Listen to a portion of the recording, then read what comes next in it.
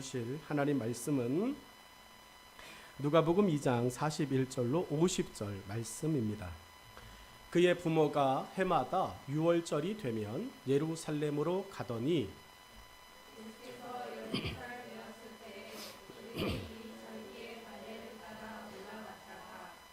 그날을 마치고 돌아갈 때에 아이 예수는 예루살렘에 머무셨더라. 그 부모는 이를 알지 못하고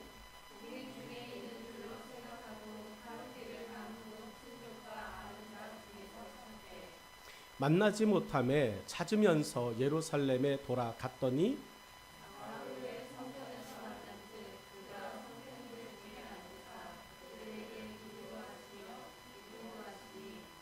듣는 자가 다 그 지혜와 대답을 놀랍게 여기더라.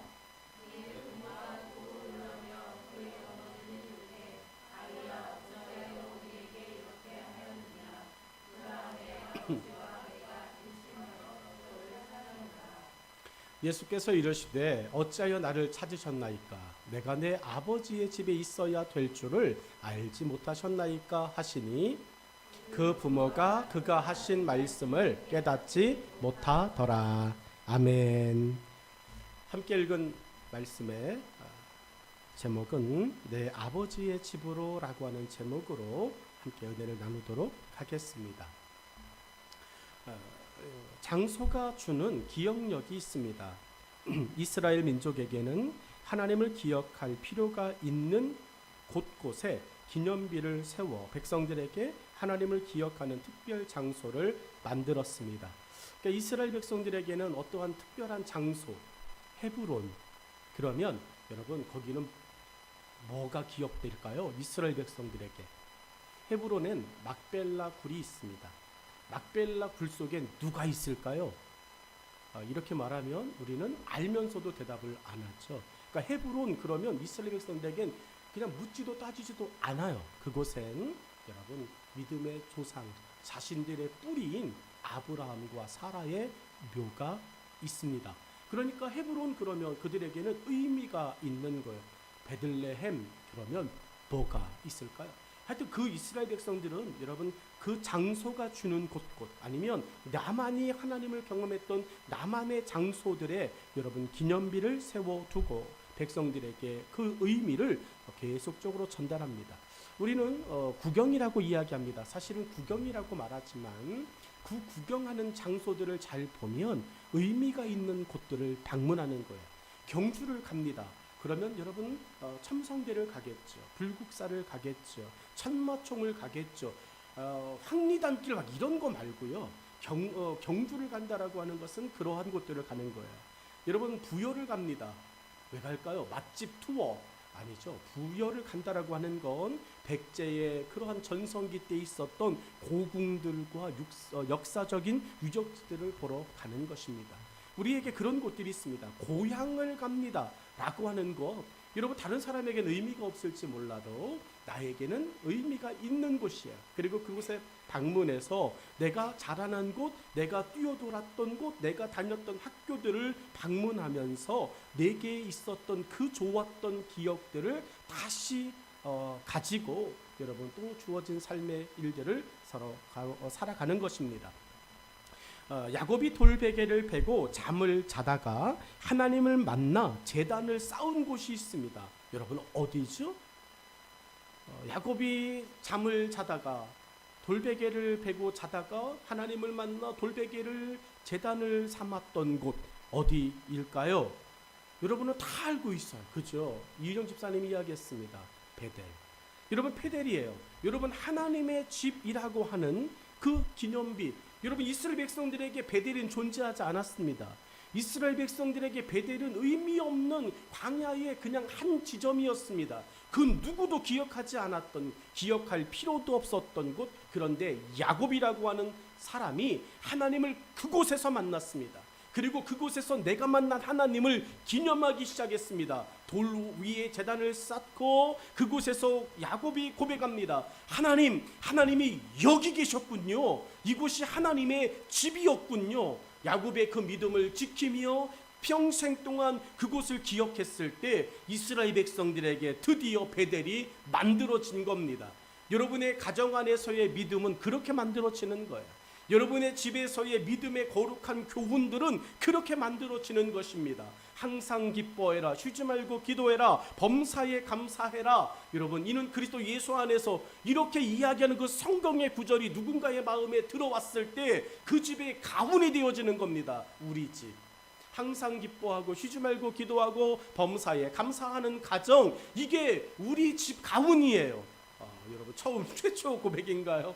여러분, 이게 우리 집의 가훈입니다. 여러분, 누군가에게 의미 있게 되어졌던 하나님의 말씀이, 아니면 하나님의 그 장소가 내가 지칠 때마다 위로받았던 것처럼, 너 지쳤니? 너 힘드니? 그러면 같이 가자. 그리고 그곳에서 내가 만났던 하나님, 나를 위로하셨던 하나님, 나를 다시 일으켜 세우셨던 하나님에 대하여 그 끊임없이 들려줄 때 그곳에서 그도 살아나고 그도 회복되어지는 은혜를 누리게 될 줄로 믿습니다. 그래서 여러분에게 그러한 장소는 굉장히 중요합니다.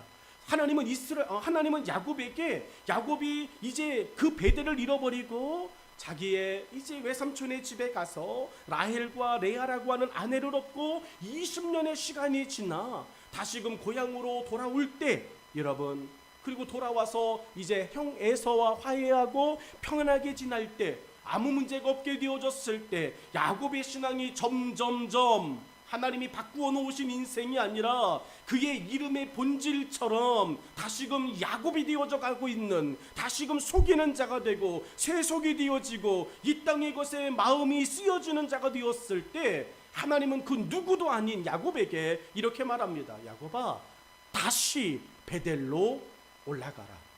여러분, 다시 야곱에게 베델로 올라가라고 말합니다. 왜 야곱에게 하나님은 베델로 올라가라고 말하실까요? 너에게 그곳은 의미 있잖아. 너에게 그곳은 특별하잖아. 여러분, 오늘 여러분에게 다시금 주일이 되어져서 다시금 교회로 가자라고 여러분의 마음을 자극하고 여러분의 마음을 감동하신 이 교회 공동체 안에 있는 여러분, 이 공간 안에 있는 여러분에게 하나님께서 베델에서 야곱에게 부어주셨던 은혜처럼 이 아침에 여러분의 은혜가 되어지기를 주의 이름으로 축원합니다.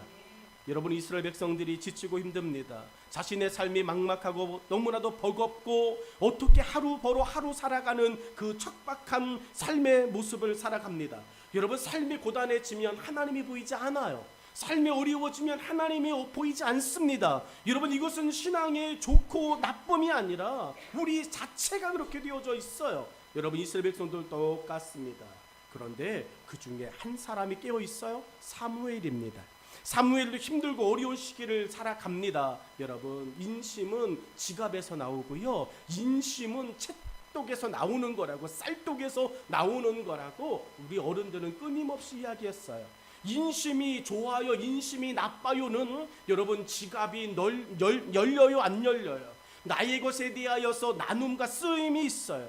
여러분, 정말로 어려울 때가 언제인지 아십니까? 여러분의 경제가 어려울 때 교회도 어려워져요. 이 정말 정확합니다. 여러분의 가정의 경제가 어려워지면 여러분, 제일 먼저 줄이는 게 뭔지 아십니까? 하나님께 대하여 드리는 것들이 예전에는 줄어들지 않았어요. 우리 윗대의 우리 어른들의 신앙 속에서는 그거는 무슨 일이 있어도 하는 거야 라고 했어요. 왜? 하나님이시니까, 나의 주인이니까 그건 안 돼 라고 이야기하며 아이들에게도 교육을 했습니다. 절대로 안 되는 게 있어. 덜 먹어, 덜 돌아다녀, 조금은 걸어다녀. 그리고 그것을 가지고 하나님께 드리는 것은 줄이면 안 돼, 이렇게 가르치셨어요. 그런데 여러분, 요즘 어떻죠? 코로나 시기에 수없이 많은 교회가 문을 닫았어요. 한국에 약 1만여 교회가 문을 닫았습니다. 6만여 교회 중에서 5만여 교회가 존재합니다. 근데 그 존재하는 교회들, 여러분 어떻게 존재하시는지 아십니까?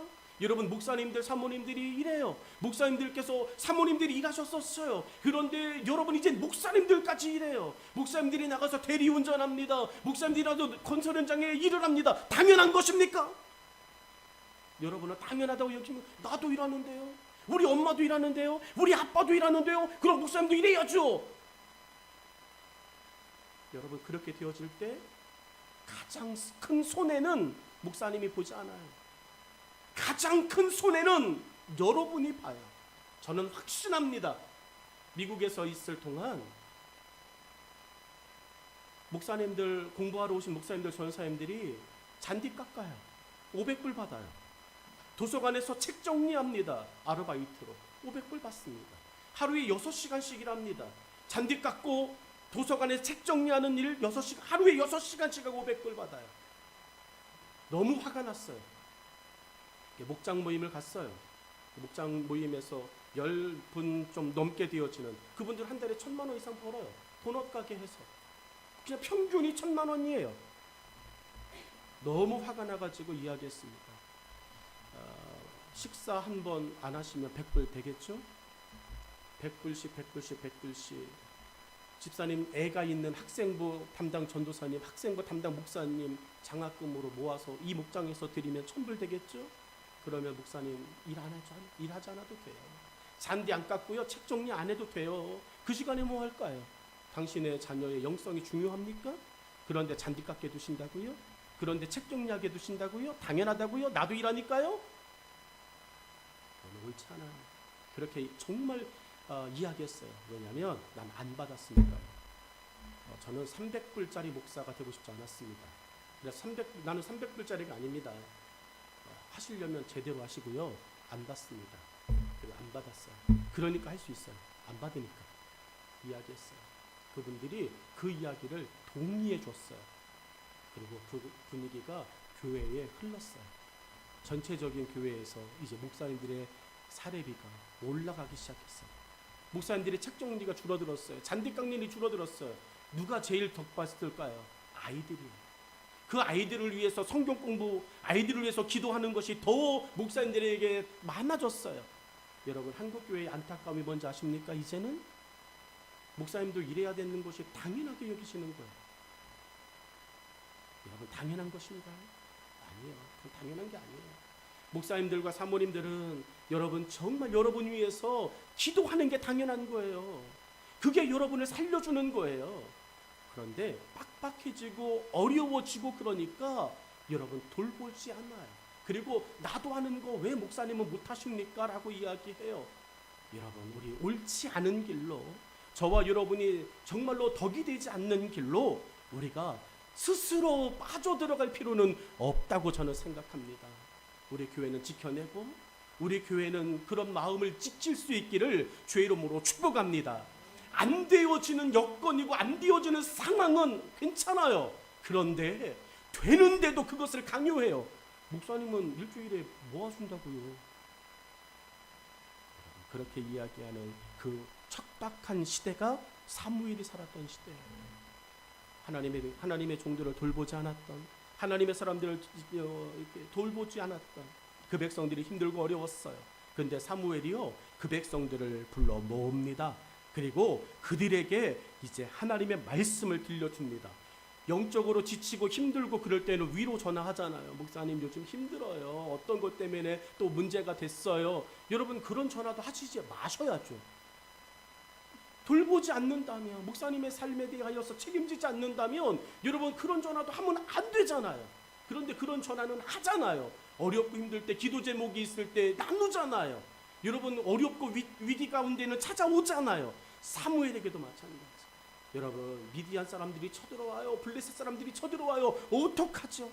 사무엘이 나 몰라라 하지 않습니다. 사무엘이 그들을 다 불러 모아요.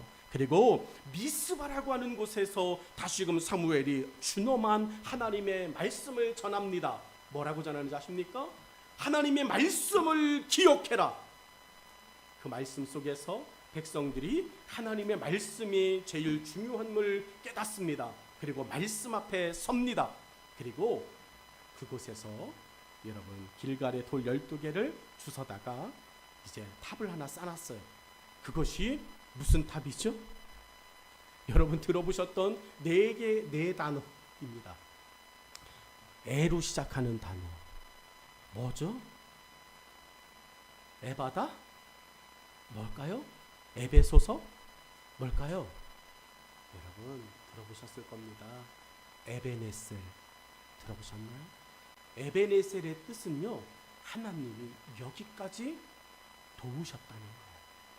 여러분, 이스라엘 백성들에게 거기는 의미 없던 장소예요.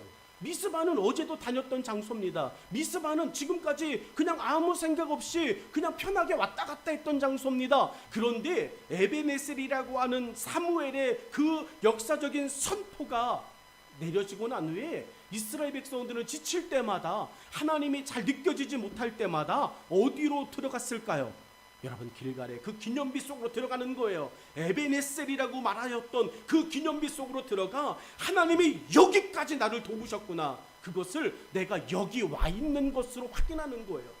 하나님이 돕지 않았다면 내가 지금 길갈의 이 기념비 앞에 뭐 없을 텐데, 내가 지금 이 기념비 앞에 초라한 모습이든 쓰러진 모습이든 어딘가 아픈 모습이든 내가 지금 여기 있다는 것 자체가 하나님이 나를 여기까지 도우셨구나, 다시 말하면 하나님의 도움이 다시금 여전히 나를 떠나지 않으셨구나 라고 하는 거룩한 그 느낌을 가지고, 거룩한 회복을 가지고 다시금 하나님이 도우시는 사람이 되어져서 삶의 현장으로 돌아가는 거예요. 저는 우리 교회가 그런 곳이, 그런 공간이 되기를 주의 이름으로 축복합니다. 여러분, 이곳은 하나님이 도우시는 곳입니다. 에베네셀에 하나님이 여전히 여러분을 도우시는 분입니다. 여러분, 지쳤어도, 아팠어도, 쓰러졌어도, 여러분 연약하여졌어도, 조금 궁핍하여졌어도 에베네셀에 하나님이 이곳에서 여러분을 도우시는 줄로 믿습니다. 좀 듣기에 무서운 말이 되어질지는 모르지만 우리 어른들은 이렇게 말하였습니다. 뼈에 깊이 새겨라. 이 말을 좀 뼈에 깊이 새겨라. 여러분, 들어보셨나요? 우리 어른들께서 우리에게, 야, 아빠가 하는 말을 좀 한 귀로 듣지 말고 이것 좀 뼈에 깊이 새겨, 이런 이야기를 정말 많이 들었어요. 무서운 말이에요. 무슨 사람의 말이 뼈에 새길 수 있겠습니까? 그런데요, 이 말은 잊지 말라는 말이에요. 하나님의 말씀이 오늘 이 아침 여러분의 삶에, 여러분의 마음에, 여러분의 신앙의 깊은 곳에 정말로 새겨질 수 있는 아침 되기를 주의 이름으로 축복합니다. 본문에서 이 말을 대입해 볼까요? 오늘 예수님께서 성전에 올라가셨습니다. 예수님 유대인의 남자이기 때문에 1년에 3번은 성전을 의무적으로 올라가셔야 됩니다. 마찬가지로 성전에 올라가셨습니다. 예수님께서 성전에 올라가실 수밖에 없었습니다. 그런데 예수님께서 성전에 가시지만 예수님께서 돌아가시지는 않습니다. 예수님은 자기가 있어야 할 곳을 뼈에 새겨 놓고 늘 기억하고 있었던 것처럼 보입니다. 여러분, 예수님께서는 내가 있어야 할 곳이 어디지? 여러분, 우리는 생각합니다. 여러분이 정말 있어야 할 곳은 어디입니까? 집인가요? 여러분이 정말 있어야 할 곳은 어디입니까? 놀이터인가요? 여러분이 정말 있어야 할 곳은 어디입니까? 직장인가요? 학교인가요? 여러분, 예수님은 오늘 본문에서 본인이 정말 있어야 할 곳, 그곳이 어디인지를 늘 기억하고 있으셨던 것 같아요. 여러분, 아버지인 요셉과 어머니인 마리아는 자기가 있어야 할 곳이 자기가 두고 온 나사렛 집인 줄 알았어요. 그래서 성전에 올라왔다 가는 것은 여기는 머물 곳이 아니라 찍고 가야 되는 곳이었어요. 있고 싶지 않은 곳, 어쩔 수 없이 오는 곳, 당연히 와야 하는 곳, 의무감이 있는 곳. 그런데 내가 있어야 할 곳은 그런 것들이 하나도 없는 집이야. 그러니까 교회 성전에 왔다가 시간이 되었고 끝났다, 가자. 그래서 가는 거예요. 그런데 그곳이, 내가 있어야 할 곳이 달라요. 그렇게 고백하고 마음에 품고 있던 예수님은 집은 아니에요, 여기에요. 이곳이 내가 있어야 할 곳입니다 라고 예수님의 마음에 새겨 있었던 거예요. 아들이 아버지의 집에 있어야 하는 것은 당연합니다. 그런데 요셉과 마리아는 예수님을 만나서 야단을 칩니다. 여러분, 요셉과 마리아가 예수님 만나자마자 내가 몰랐다, 내가 있어야 할 곳, 우리 집이 있어야 할 곳은 여기였는데 몰랐다, 미안하다, 이게 아니라 너 정신 안 차려? 너 엄마 잃어버리고 아빠 잃어버리고 어떡하려고 그래? 이렇게 이야기하는 거예요. 여러분, 예수님께서 야단을 맞으셨어요. 그런데 정말 야단을 맞아야 할 사람들은 하나님의 입장에서 누구와 누구일까요? 여러분, 하나님의 입장에서 진짜 야단 맞아야 될 사람은요, 요셉과 마리아입니다. 천국에 대한 준비가 하나도 되어 있지 않은 사람들. 여러분, 아버지의 집이 준비되어 있지 않은 사람들, 그러니까 내가 좋아하는 곳으로 가고 싶은 거예요. 요셉과 마리아는 예수님이 어떻게 태어났는지를 누구보다 자세히 알고 있는 당사자입니다. 여러분, 요셉과 마리아는 알잖아요. 예수님이 어떻게 태어나셨는지를. 여러분, 그러면 예수님께서 그곳에 계시다라고 하는 거 직감했어야지. 3일들 갔다가 여러분 예수님을 찾기 위해서 돌아올 때 그냥 여기저기 방황할 필요도 없이 성전이네 그렇게 하고 바로 왔어야죠. 그렇지 않아요. 내가 있어야 할 곳에 대하여서 깨닫지 못하면 세월호 송하게 되어지는 거예요. 낭비하게 되어지는 거예요. 그런데 어느덧 예수님을 자신의 아들로만 생각하게 된 것입니다. 요셉과 마리아의 이런 익숙함이 주는 착각이 우리를 더 깊은 믿음과 순종의 삶을 방해하는 걸림돌이 된다는 것을 우리는 깨달아야 됩니다. 본문에서 예수님이 하신 이 말씀을 기억하십시오. 내가 아버지의 집에 있어야 하는 것을 알지 못하시는가? 라고 하는 말씀입니다. 우리에게 하나님의 집에 대하여 다시 한번 생각하게 하시는 은혜의 시간, 은혜의 고백되어지기를 원합니다. 그래서 아버지의 집이 도대체 어떤 곳이냐? 예수님이 내가 내 아버지의 집에 있어야 됨을 모르십니까? 라고 말했던 그 아버지의 집이 무엇이냐? 첫 번째로 성경은 이렇게 말합니다. 여러분, 첫 번째 말씀입니다. 거할 곳이 되는 곳, 이게 예수님이 말씀한 아버지의 집이에요. 예수님께서 내가 내 아버지의 집에 있어야 됨을 모르십니까? 라고 말하는 것은 여러분 성경 요한복음 14장 1절로 3절에서 말합니다. 자, 같이 성경을 읽도록 하겠습니다. 성경 1절 시작. 너희는 마음에 근심하지 말라. 하나님을 믿으니 또 나를 믿으라. 내 아버지의 집에 거할 것이 많도다. 그렇지 않으면 너희에게 일렀으리라. 내가 너희를 위하여 거처를 예비하러 가노니 가서 너희를 위하여 거처를 예비하면 내가 다시 와서 너희를 내게로 영접하여 나 있는 곳에 너희도 있게 하리라. 아멘. 여러분, 예수님께서 말씀하신 아버지의 집은 거할 곳이 있는 곳이라고 성경은 말씀하고 있습니다. 여러분, 예수님께서 말씀하고 계시는 이 거할 곳이라고 하는 그곳이 저와 여러분이 가야 되는 것이고요, 가야만 하는 것입니다. 근심이 막아지는 곳이 있어요. 여러분, 거할 곳은요, 근심이 막아지는 곳이라는 의미입니다. 내가 거할 곳이 있다라고 하는 것은 걱정과 염려가 막아지는 곳이 있다라고 하는 곳입니다. 세상에서 힘들고 직장에서 스트레스를 받아도 집에 돌아갈 집이 있다라고 하는 것은, 거할 곳이 있다라고 하는 것은 잠시이지만 쉴 수 있어라고 하는 안식이 있는 것입니다. 왜 거할 곳이 많음으로 라고 성경은 말합니까?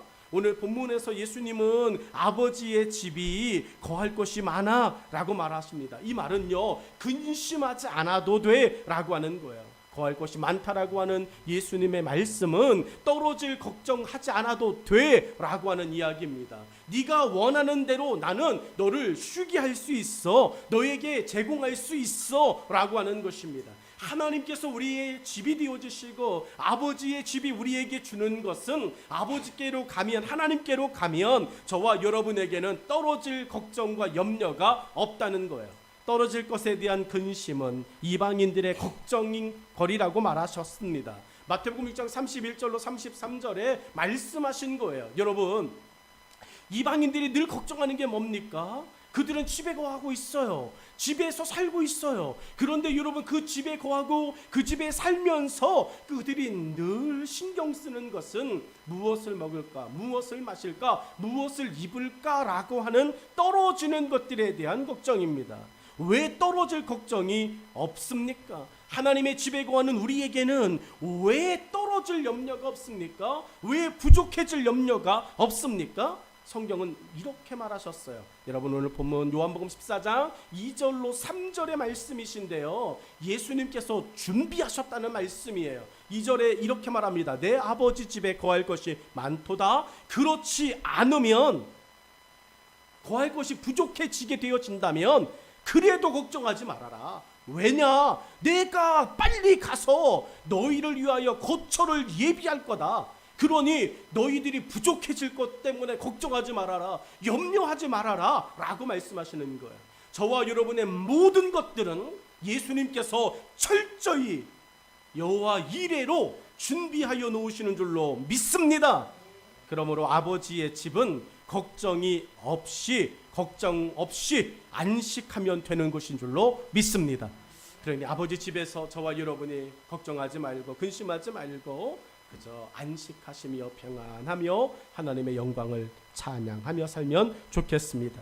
두 번째로 성경은 예수님께서 내 아버지의 거할 곳, 내 아버지의 집에 있어야 될 걸 모르십니까? 라고 이야기하셨던 두 번째 이유가 풍족한 여유가 아버지의 집에는 있어요 라고 하는 말이에요. 우리 집에서 엄마가 보호해주고 아버지가 보호해줘도요, 엄마 아빠의 이야기를 들어보면 늘 걱정하는 소리밖에는 없어요. 이번에는 학원비가 올랐다네, 뭐 했다네, 저쪽은 또 어떻다네, 저떻다네. 늘 부모님의 이야기는 걱정밖에 없는데 예수님이 말씀한 거, 아니 내 아버지 집 그것은 풍족한 여유가 있어요 라고 말하셔요. 누가복음 15장 16절 17절입니다. 같이 읽죠. 시작. 그가 돼지 먹는 주염 열매로 배를 채우고자 하되 주는 자가 없는지라 이에 스스로 돌이켜 이르되 내 아버지에게는 양식이 풍족한 품꾼이 얼마나 많은가, 나는 여기서 추려 죽는구나. 아멘. 여러분, 누구의 이야기죠? 탕자의 이야기예요. 여러분, 탕자가 집을 나왔어요. 아버지의 집을 나왔어요. 있어야 될 것이 아니라고 생각했던 것 같아요. 아버지의 집에 있다가는 내가 가지고 있는 이 재산도 날마다 줄어들 것 같은 생각이 드는 거예요. 그러니까 내가 가지고 있는 것들을 넓히고 더 많이 키우고 더 많이 증식시키려면 아버지 집은 일단은 실패야. 아버지 집을 떠나는 것, 그것이 내가 더 여유 있어질 수 있는 방법인 것 같아요. 아버지에게 돈을 달라고 이야기하고 여러분 집을 나옵니다. 집을 나왔어요. 여러분, 집을 나오고 이제 탕자가 이제 한 2-3년의 시간을 보냅니다. 그리고 이제 탕자의 최후 결론을 성경은 말합니다. 탕자에게서 사라진 것이 있습니다. 풍족함이에요. 아버지의 집을 나온 탕자에게서 드러나는 그의 삶의 현상은 풍족함이 멈추어진 거예요. 오늘 우리도 마찬가지예요. 여러분의 삶의 육신적인 삶의 풍족함을 논하는 게 아니에요.